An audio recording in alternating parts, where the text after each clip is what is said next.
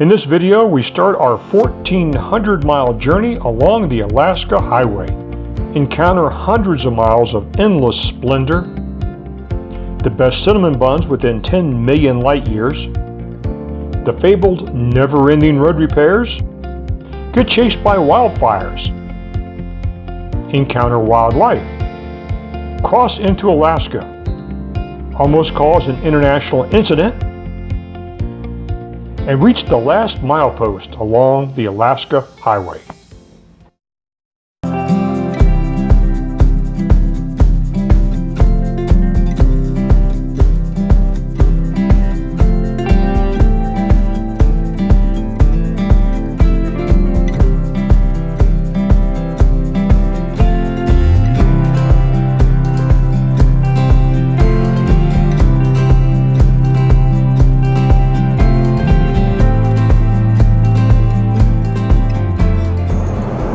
Good morning, Miriam.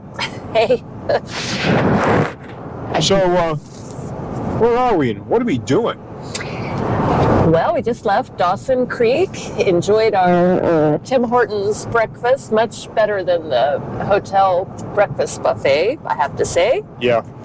And we're driving our first 283 miles or so on the Alaska Highway. A dream finally being realized, driving the Alaskan Highway to Alaska. So, yep, we'll be overnighting in Fort Nelson. Yep. So, yeah, looking forward to what's to come. Yep. We are on the iconic Alaska Highway, stretching from Dawson Creek to Delta Junction in Alaska. Why is it iconic? Well, before World War II, if you wanted to get to Alaska, your only option was to either fly or take a boat. This road did not exist. In fact, no roads went to Alaska at all. Then the Japanese attacked Pearl Harbor, and the United States realized they needed to reinforce Alaska, which was then a United States territory, not yet a state. America needed a road to move assets to Alaska that was safe from the Japanese Navy. The U.S. and Canada made an agreement that the U.S. would build the road to Alaska, and at the end of the war, they would transfer control back to Canada. The project was classified and kept out of the eyes of the media. So in March 1942, to the surprise of many locals, the Army invaded northern Canada and began to build the 1,400-mile Alaskan Highway. Multiple crews started construction. 8 months later, on November 20th, the two remaining sections of road made contact with each other at Soldiers Summit. The road was scheduled to take 12 months and was completed in only 8. In 1948, the road was opened for the first time for the traveling public. To this day, it's still mostly a 2-lane road, mostly paved. Emphasis on mostly. The road passes through remote, unspoiled, pristine wilderness with limited facilities and almost non-existent cell phone coverage, but does offer a non-stop scenic orgy.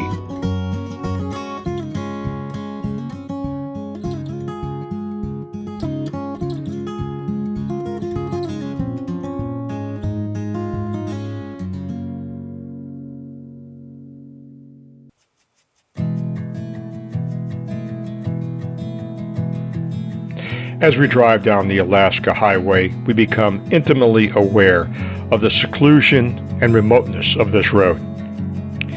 As far as the eye can see for hundreds of miles, there are no buildings, no roads, no people. The vast openness is inspiring and intimidating.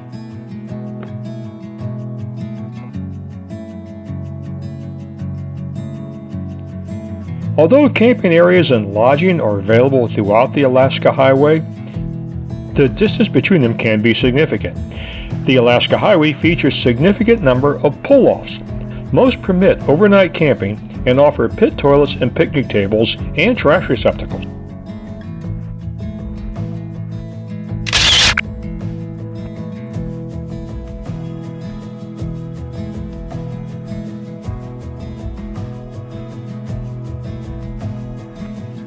Miriam and I plan on taking 7 days to drive the Alaska Highway, leaving Dawson Creek with overnights in Fort Nelson, Muncho Lake, Watson Lake, Whitehorse, Destruction Bay, then crossing into Alaska with an overnight in Tok before crossing through Delta Junction with our last night in Fairbanks, Alaska.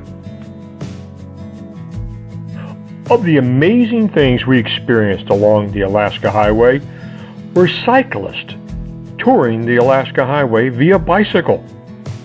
This was not an uncommon observation.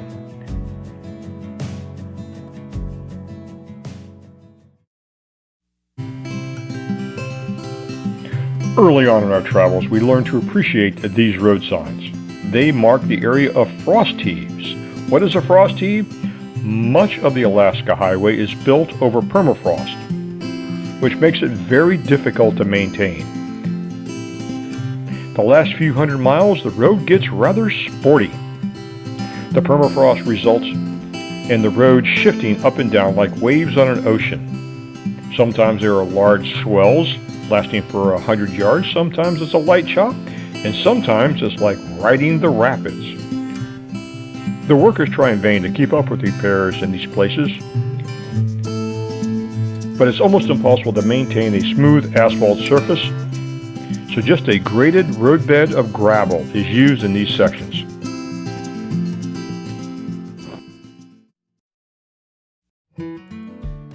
The Tetsa River Lodge claims to offer the best cinnamon rolls not just along the Alaska Highway, but within the Galactic cluster. Miriam and I thought it was our responsibility to investigate this claim. Okay, we stopped to have the best cinnamon rolls within the Galactic cluster, according to the internet. And the internet is never wrong. So, Tetsa River Campground. And general store, gift shop, and bakery. And I, who have sworn off carbohydrates and processed sugar for over a year, am sacrificing this for you guys. Homemade. Warm. Oh, that's good. She sold 5 of them in the few minutes we were in there. We were in there long enough to get coffee, find the bathroom, and order our pastry. We continue to head northwest along the Alaska Highway. With our stomachs full of cinnamon rolls, our conscience full of guilt and shame for eating so much processed carbohydrates, we have decided that our test results were inconclusive, probably requiring a future trip to the Alaskan Highway to continue this evaluation. Also at the Tetsa Lodge, besides the cinnamon buns, which are outstanding, is a campground. They also have gasoline. And the next nearest gas station is 70 miles behind us. So although there's plenty of availability of gasoline, you have got to watch your gas tank.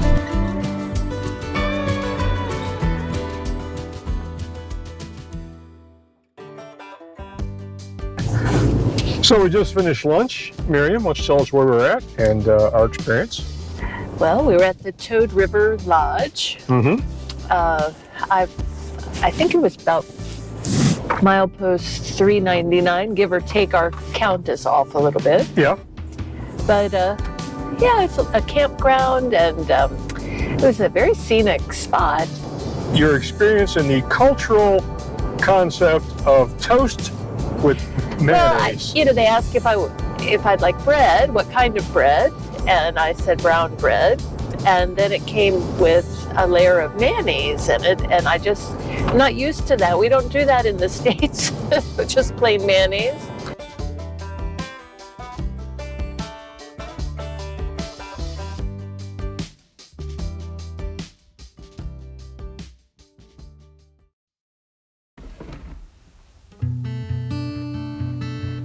The second day on the Alaska Highway, we stopped at Summit Lake to take photos. It was a lovely area. Imagine our surprise the next day when we learned that wildfire was in that spot and that the highway was closed. This was the scary reality of the Alaska Highway. We reach our destination for today, the Northern Rockies Lodge, situated on Muncho Lake. The lodge was started in 1995 by Swiss-born bush pilots who still offer float plane tours from the back of the lodge.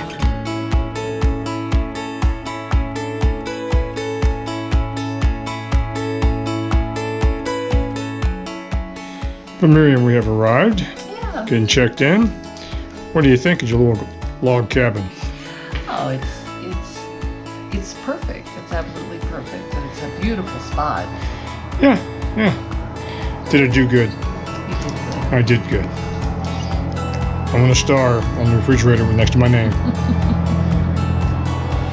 Anyway, our room, bath, and it is a log cabin. Yeah. And the view's not too shabby either. And that road out there is the Alaskan Highway.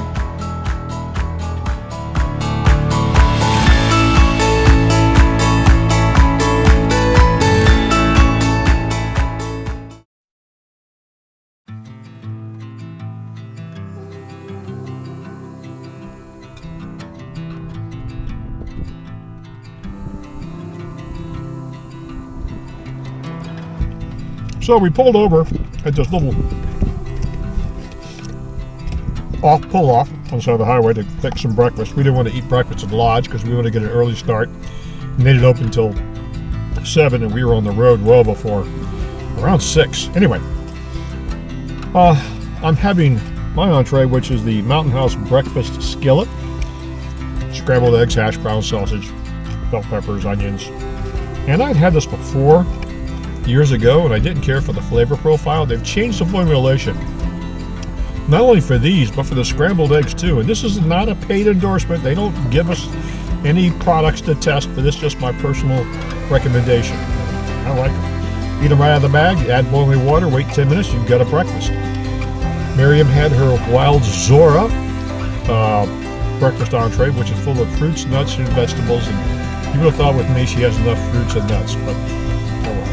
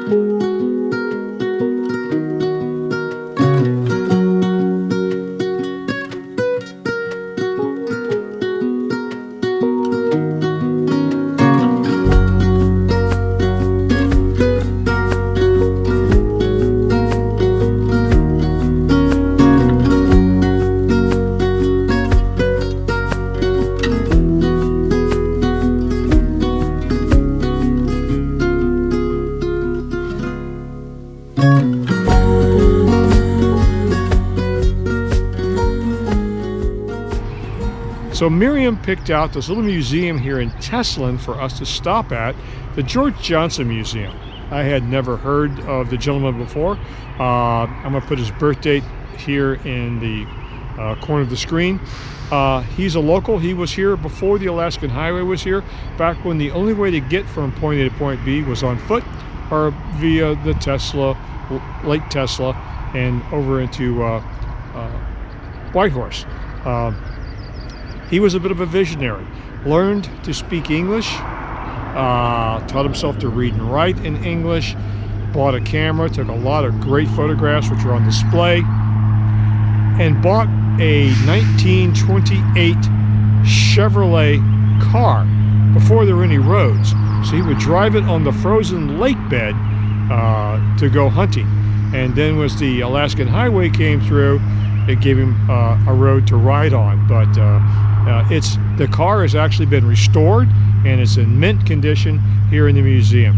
Very interesting. If you have a chance to stop in Teslin, this is the place to stop and just take a look at the museum, stretch your legs, and the people who run it are quite nice.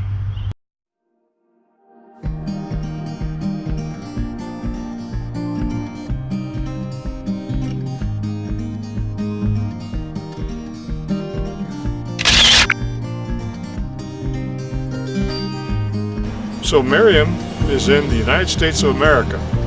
I am in Canada. How are things in the States, Miriam? It's a lovely day. Is the weather good? It's perfect. Weather's about the same here. It's so freaking cool. This is the boundary marker. Yeah. And That's cool. it goes that way. I can be a boat. Both places at the same time. I'm gonna build a wall.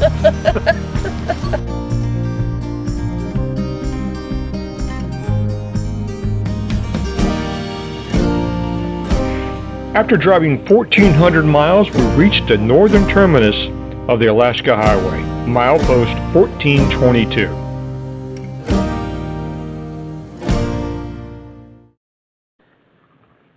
So for all of my adult life, I have wanted to drive the Alaska Highway. And now, Miriam and I have done it. Our journey along the Alaska Highway may be complete, but our journey through Alaska has just begun.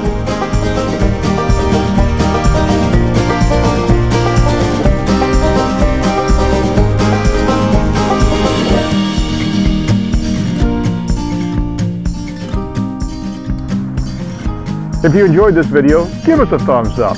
If you want to see more of our travel-related content, just check out the rest of our channel. And don't forget to subscribe.